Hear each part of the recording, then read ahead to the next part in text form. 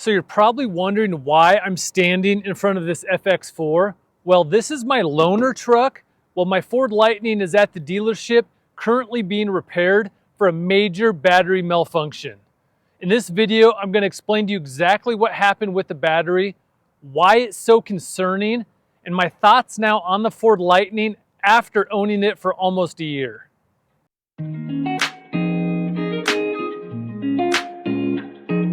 Don't forget to hit subscribe so you can stay up to date with the latest EV videos like this.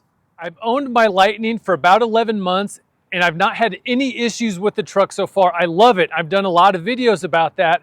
However, last week, a warning started popping up on the dash, and this is the video I took real time when that happened. So I just got into my truck tonight and this warning popped up. Service vehicle soon. Stop safely now. It's never done this in the 10 months I've owned the truck. I noticed when I switch screens that if you look at this battery screen, how that top quarter is like the gray hash marks and there's a little 25 next to the battery. It's never done that either. That's like it's showing it's like 25% of capacity or something, but the truck is actually charged up to 90%. That's why as soon as I started driving, it's very apparent what's going on. The truck has lost all power. It's floored and I can barely get it over 35 miles an hour. After the issues popped up, I called the Ford dealer where I bought my Lightning from, explained what was going on, and asked if I could bring the truck in to get repaired. This is the first concerning thing that happened with this. They said they currently have one Ford Lightning in their shop. They only have one battery rack, so they can only apparently fix one at a time. It's been there for several months, and quote, it's likely to be there for several more months while they wait for the part. So he basically told me, sorry, we can't get your truck in. You probably should call some other dealerships. I bought 2 trucks from this company. I explained my frustration and it kind of fell on deaf ears.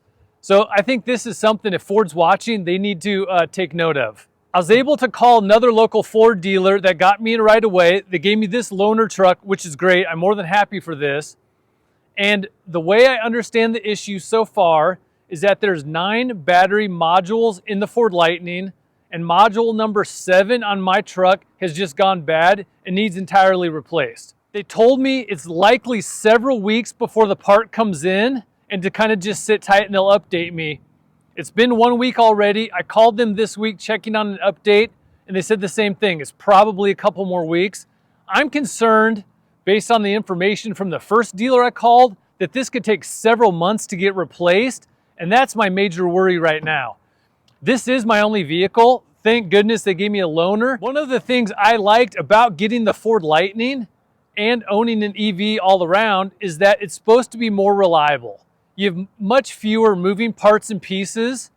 It's very concerning that the battery pack would go bad. That's the main component of an EV. And I understand it's a first generation truck with Ford, right? It's new. You're a little bit of a guinea pig. And like my old F-150, I had it in the shop several times for warranty and recall issues. And that's kind of part of owning a vehicle. But with an EV, the battery should be reliable. That's not rely on the battery. It's really concerning to me. After driving this for a week, I had to go and fill it up with gas. I went through almost an entire tank. It was $85. That's the biggest benefit of owning an EV, is just not getting gas. I did some rough numbers, and after a year, I'll probably have about 15,000 miles on my Lightning, and it'll save between $1,500 and $2,000 on gas in 1 year alone. That's serious money and something you forget until you go back and drive a gas vehicle again. The other thing I really love about the Lightning is how fast the truck is and how well it actually drives. This is really noticeable, again, when you go back to a non-EV truck like this. It's something just to keep in mind. So now that I've owned the Lightning for almost a year, I had this major repair come up. I am concerned about the truck. Like I said, I bought it hoping that it was going to be more reliable than a gas-powered truck. And some minor things are part of just owning a vehicle. But when the battery fails, that's an area of concern. And how long it might take to repair it. If it's a couple weeks, that's fine. I got the loaner, I'm okay with that.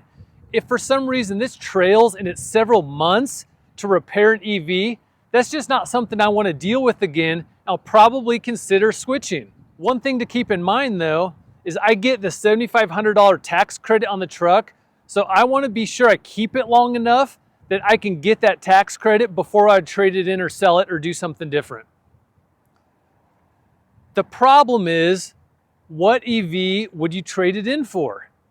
You have the Rivian, which are really expensive and they're really small. The bed of the truck is small. The back seat is really tight and it's not ideal for someone with kids and car seats like I have. The other option is the Tesla Cybertruck.